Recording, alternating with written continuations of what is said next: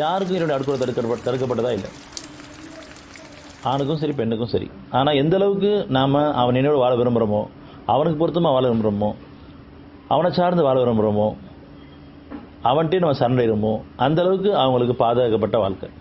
அந்த பாதுகாப்பு வேணும்னு சொன்னால் நம்ம இன்றைக்கி ஒவ்வொருத்தரும் தன்னிச்சையாக உணர்ந்து, சொந்தமாக உணர்ந்து, சுயமாக அமுகம் திரும்பி, நீ எனக்கு முந்தைய வாழ்க்கையோட பிந்தைய வாழ்க்கையை லேசாக்கி வச்சுருக்க, இனி வாழக்கூடிய வாழ்க்கையெல்லாம் வந்து லேசாகவே இருக்கணும், சுகமாகவும் இருக்கணும் அப்படின்னு சொன்னால் உன் நினைவுகள் அதிகரிக்கணும், உன்னை மறந்து விட்டு ஆயிடக்கூடாது, என்னையும் என்னுடைய பெற்றோரையும் என்னுடைய குடும்பத்தையும் என் சந்ததி நீயே பொறுப்பேற்று வழி நடத்து, எங்களை எங்கள் பொருள் விட்டுறாதிரவனே நம்ம அவனை ஒப்படைக்கும் பொழுது இறைவனுடைய அருள் நமக்கு எல்லாருமே இறங்க ஆரம்பிச்சோம்.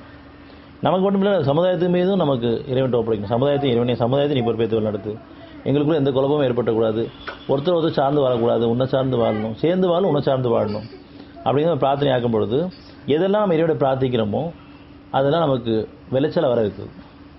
ஏன்னு சொன்னால் இறைவனுடைய வாக்கு 25:77 சொல்வீரா, உங்கள் பிரார்த்தனை இல்லாவிட்டால் என்னுடைய இறைவன் உங்களை பொருட்படுத்தியிருக்கவே மாட்டான், ஆனால் நீங்களோ நிராகரித்து கொண்டே இருக்கிறீர்கள், எனவே அதன் வேதனை பின்னர் உங்களை கண்டிப்பாக படித்தே தீரும்.